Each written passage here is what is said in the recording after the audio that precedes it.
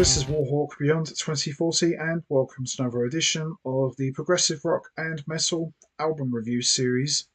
And today I am going to be taking a look at another 2024 release, this time from Swedish progressive metal band Opeth, and this is their latest studio album for RPM Records, The Last Will and Testament. So, The Last Will and Testament marks the first time since 2019's In Cauda Venenum that Opeth have recorded and released an album featuring new material.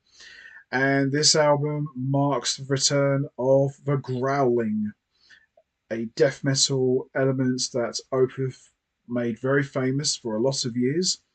And they've brought it back in a very big way, which is the first time since 2008's Watershed album. And I'm not a great lover of growling, but I've kind of learned to accept it. I find it more funny than annoying now. But with the growling for this album, I think Opeth have a really cool balance between clean vocals and the growling. The growling is not as overpowering as some of the earlier Opeth albums. It's done in a very musical way, if I'm truly honest. It's not just, it's not just that. It's quite well balanced, so it's not as ferocious. It's almost become like another voice in a way. So it's kind of like having two singers in the band. So you've got one singer doing all the normal clean vocals, and then you've got another singer who does it, but it's a nice balance, and I think it works really well for Opeth. And a lot of people have given this album very high praise and well deserved, may I say. Some people have even gone as far as to say that The Last Will and Testament is probably the best album Opeth have ever put out in their career. I certainly won't argue with that. It's a very good album. I've listened to this quite a number of times now to really digest this album, because this is not really what you would call your traditional Opeth album. 95% of the time you kind of know what to expect from Opeth, and that doesn't necessarily make them predictable. They just do what they do.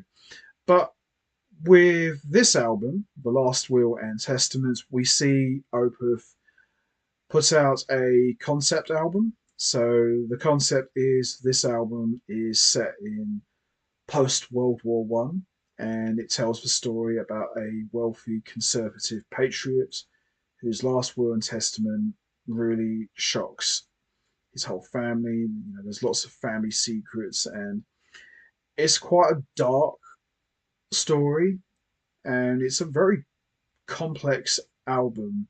So a lot of the tracks on this album, they're not necessarily tracked; they're all like numbers, and there's no real standout track, so to speak. It's all one big long piece, as you'd expect from a concept album from the prog genre.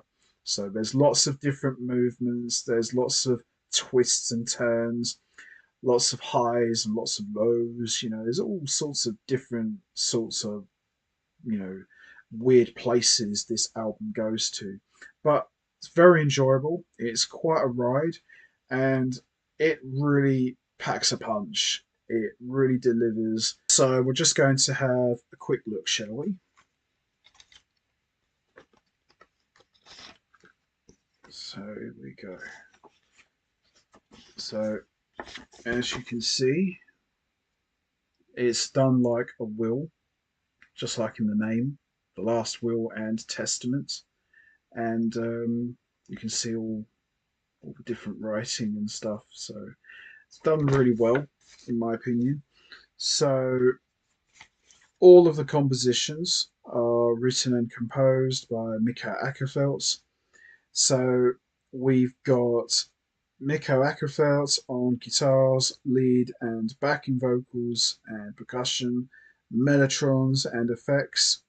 We've got Joachim Salvberg on piano, Hammond organ, mellotron, and Fender Rhodes and Moog, and backing vocals as well. We've also got Martin Mendez on bass and backing vocals. We've got Frederick Axen on guitars and backing vocals, and we've also got Walteri Varanyen on drums, who is from Paradise Lost, incredible drummer, who is also the newest member of Opeth, and he replaced their previous drummer Martin Axenrod, and he has done an amazing job. His drumming is excellent, and he has really injected new life into the band. Not saying that Opeth needed it, but it doesn't hurt. And anytime you get a new musician in the band, it's going to change the dynamic. But it hasn't changed that much, but it's just taken Opeth's music to the next level. And he's all over this album. His drumming is very clear and very percussive and really brings a lot of power into Opeth's music.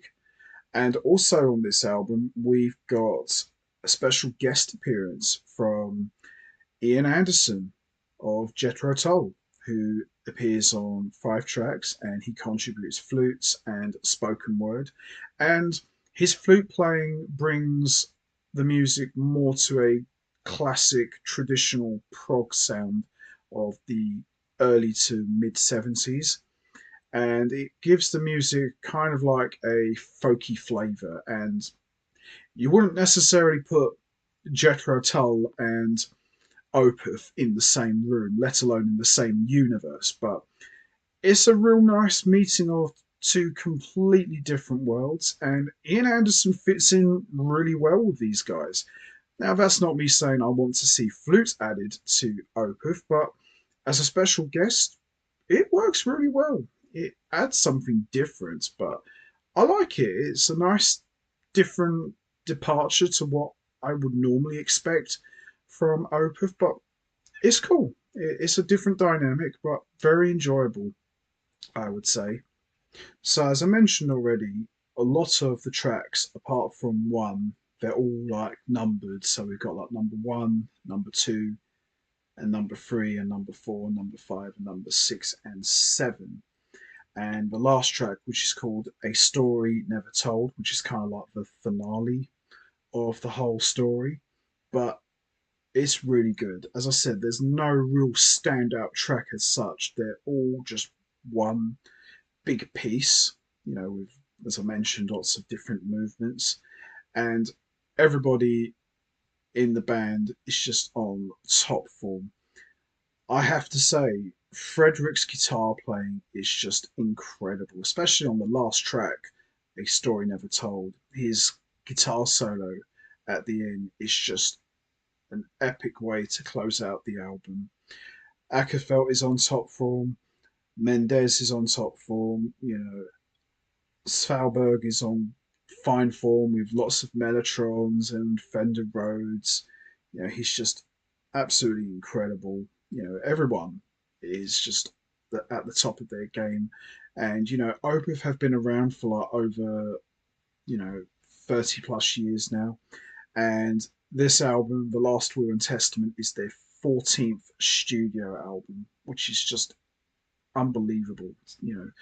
Over 30 plus years, 14 studio albums later, and Opeth are still going very strong to this day. But a very enjoyable album. As I said, some fans have gone as far as to say that this could be the band's best album ever. And, I won't argue with that. It's a really good album, a very strong album. Opeth have never done a bad album. I think all of their albums are good. There are some I like a little bit more than others, but I think with this one, you have to really listen to it a few more times to really let it digest. But I've listened to this quite a lot, and wow, it's fantastic. I can only imagine what this must have sounded like being played live. I bet it sounded fantastic, but absolutely love this album. You know, Opeth are just a great band. You know, they're just going stronger and stronger, and they're still going even as we speak. So I'm really impressed with this album, and I really enjoyed this one a lot. And you know, as I said, there's no real standout track, and normally I would say the standout track is this or that. The whole album is just one standout on its own. I do like the closer, A Story Never Told. I think it's just fantastic. But as I said, it's a concept album. It's all one big piece. So as I said, the whole album itself is a standout in my opinion. So there's no like standout track. It's just all of it is excellent. So there you have it. Opeth, The Last Will and Testament. Very enjoyable. Absolutely love this one. Highly recommended. If you're a fan of Opeth, this is definitely one to check out. Or if you like progressive metal in general, check these guys out. And more importantly, check this one out. It's really good. So there you have it. The Last Will and Testament. Excellent stuff. So that's going to be it from me. I am going to wrap this up now. What's your thoughts on Opeth, The Last Will and Testament? Did you enjoy it? Do you consider it to be the band's best album they have ever made? And what did you think of the whole piece itself? Do you consider it to be their best work? Do you think it's epic? And where do you rank this up against some of Opeth's other albums? You know what to do, guys. Hit the like button, hit the subscribe button, leave your thoughts and comments down below. And I will see all of you next time for another edition of the Progressive Rock and Metal album review series. So until next time, take care, everybody, and stay safe. And once again, as always, much appreciated. Thanks for listening.